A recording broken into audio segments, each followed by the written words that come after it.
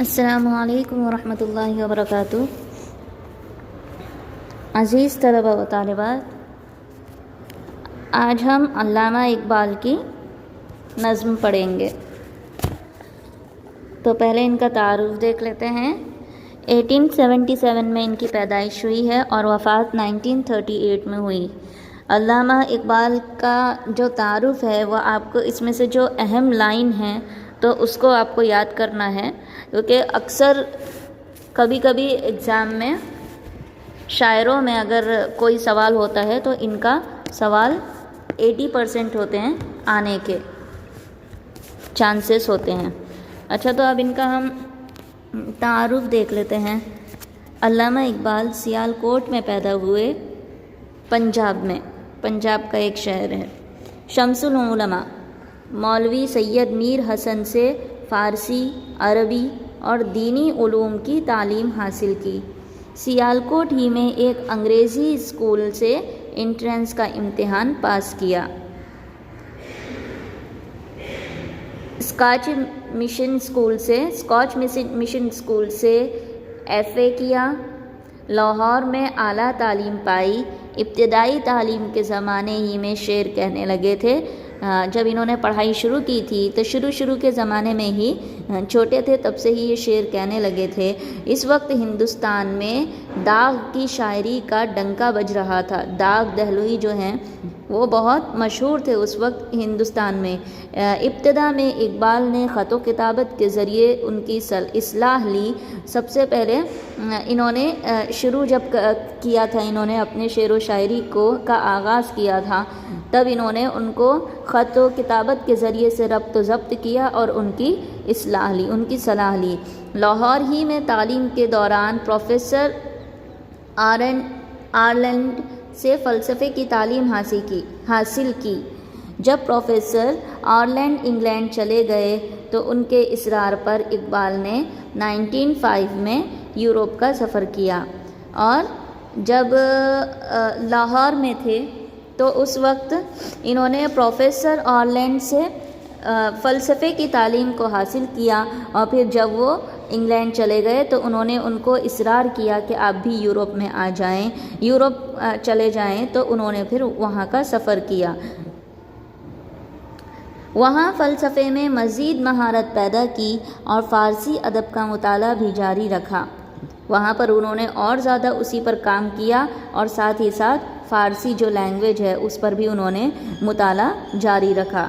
اس کے بعد لندن واپس آ کر بیرسٹری کا امتحان پاس کیا اور 1908 میں ہندوستان واپس آئے اور سرشتہ تعلیمات سے وابستہ ہو گئے۔ اس کے بعد بیرسٹری شروع کر دی۔ اقبال کی عالمگیر مقبولیت اور علمی مرتبے سے متاثر ہو کر حکومت برطانیہ نے انہیں سر کا خطاب عطا کیا۔ تو جب علامہ اقبال جو اتنے پوری دنیا میں مشہور ہو گئے تھے اور ان کی یہ جو اتنا مقبول ہو گئے تھے اور ان کا جو ایک علمی مرتبہ تھا، اس کو دیکھ کر برطانیہ نے ان کو سر کا خطاب دیا۔ تب ان کو ایک خطاب دیا گیا تھا۔ خطاب اور لقب وغیرہ کیا ہوتا ہے، یہ میں نے جو دوسرا چینل بنایا ہے انشاءاللہ اس میں گرامر میں سب کچھ آپ کو مل جائے گا۔ تو ان کو جو سر کہا جاتا ہے، سر علامہ اقبال، تو وہ ان کو خطاب برطانیہ حکومت نے دیا۔ اس کے علاوہ بھی انہیں مختلف اعزازات پیش کیے گئے۔ اس کے علاوہ بھی ان کو اور بہت سے اعزازات ملے ہیں۔ علامہ اقبال نے ایک لمبے علالت کے بعد لاہور میں انتقال کیا۔ انتقال سے پہلے یہ کافی دیر تک بیمار رہے تھے، کافی طویل عرصہ تھا۔ اس کے بعد لاہور ہی میں ان کا انتقال ہو گیا۔ علامہ اقبال کی نگارشات میں انگریزی، اردو اور فارسی نثر و نظم کا کثیر سرمایہ موجود ہے۔ انہوں نے جو لکھا ہے اس میں انگلش، اردو اور فارسی نظم و نثر یعنی یہ کہانیاں وغیرہ، اور نظم یعنی یہ غزل وغیرہ نظم وغیرہ جو بھی ہیں وہ، تو ایک بڑی تعداد اس میں شامل ہے۔ اردو میں ان کی شاعری مجموعے بانگ درا، بال جبریل اور ضرب قدیم ہیں۔ ارمغان حجاز ان کے اردو اور فارسی کلام کا مشترک مجموعہ ہے۔ فارسی میں اقبال کے کئی مجموعے ہیں۔ اقبال نے شاعری کو پیغام کا ذریعہ بنایا تھا۔ وہ جو اپنا پیغام دینا چاہتے تھے تو وہ انہوں نے شاعری میں اس کو شاعری کا انہوں نے ذریعہ لیا تھا۔ وہ تقریر کے ذریعے سے بھی اپنا پیغام پیش کر سکتے تھے، لیکن انہوں نے جو ذریعہ چنا لوگوں کو پیغام، اپنا جو پیغام ہے وہ سنانے کے لیے، تو انہوں نے شعر و شاعری کو کا راستہ انہوں نے اختیار کیا۔ ان کی فکر میں حرکت و عمل کا فلسفہ کار فرما ہے۔ اقبال کے افکار میں فلسفہ خودی کو ایک خاص حیثیت حاصل ہے۔ اقبال کی مذہبی فکر بھی ان کی شاعری کا اہم جز ہے۔ مغرب کی ذہنی غلامی سے آزادی کے خیالات ان کے یہاں نمایاں ہیں۔ تو اب ہم نظم دیکھتے ہیں۔ حقیقت حسن کی حقیقت، خوبصورتی۔ خدا سے حسن نے ایک روز یہ سوال کیا، جہاں میں کیوں نہ مجھے تو نے لازوال کیا۔ ایک بار حسن جو ہے، خوبصورتی جو ہے، اس نے خدا سے یہ سوال کیا، اللہ تبارک و تعالی سے، کہ یا اللہ تو نے مجھے لازوال کیوں نہیں کیا، تو نے مجھے ہمیشگی والی زندگی کیوں نہیں دی، تو نے مجھے کچھ حد تک ہی کیوں رکھا ہے۔ یہ حسن جو ہے، میں ایسا کیوں نہیں ہے کہ ایک انسان کے پاس اگر میں ہوتا ہوں تو ہمیشہ اس کے مرنے تک میں ویسا ہی رہوں۔ تو جواب کہ تصویر خانہ ہے دنیا، شب دراز عدم کا فسانہ ہے دنیا، شب دراز عدم کا فسانہ ہے دنیا۔ تو اس کو اللہ تعالیٰ نے یہ جواب دیا کہ یہ جو دنیا ہے یہ ایک تصویر خانہ ہے، ایک تصویر کا گھر ہے۔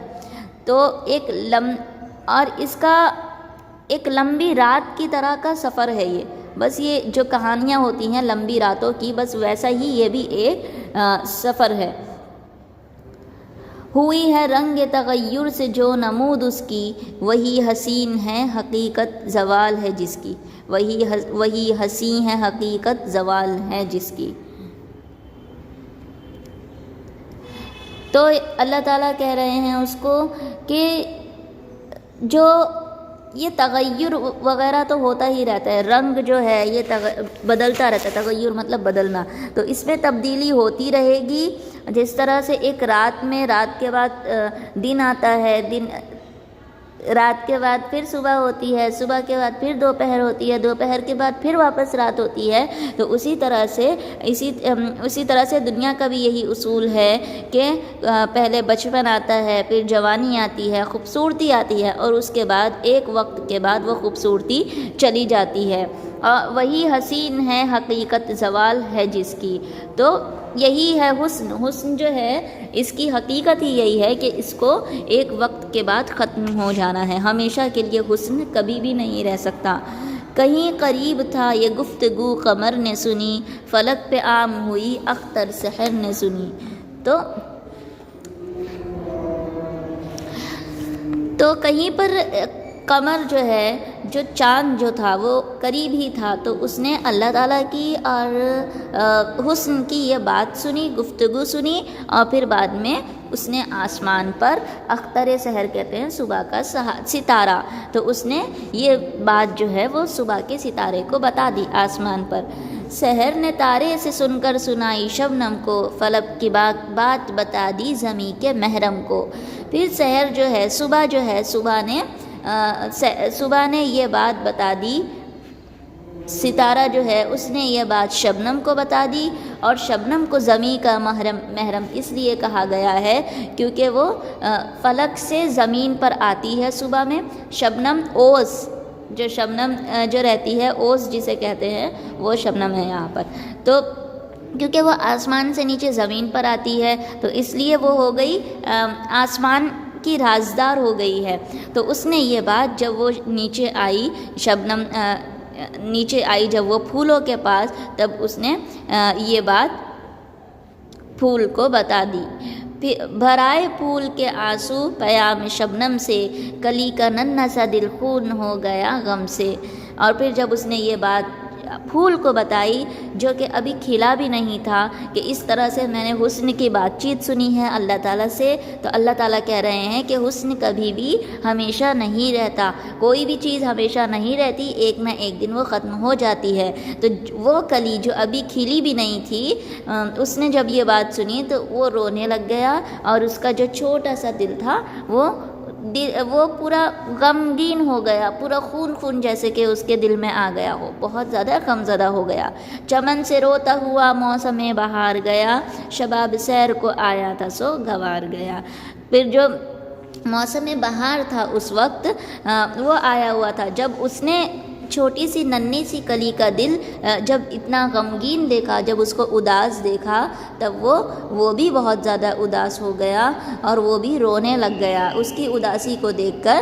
اور پھر وہ بھی تفریح کر آیا تھا، وہ مزے لے کر آیا تھا، وہ ایک انجوائمنٹ لے کر آیا تھا، بہت ہی اچھی بہار لے کر آیا تھا، لیکن وہ بھی مایوس ہو گیا اور مایوسی سے واپس چلا گیا۔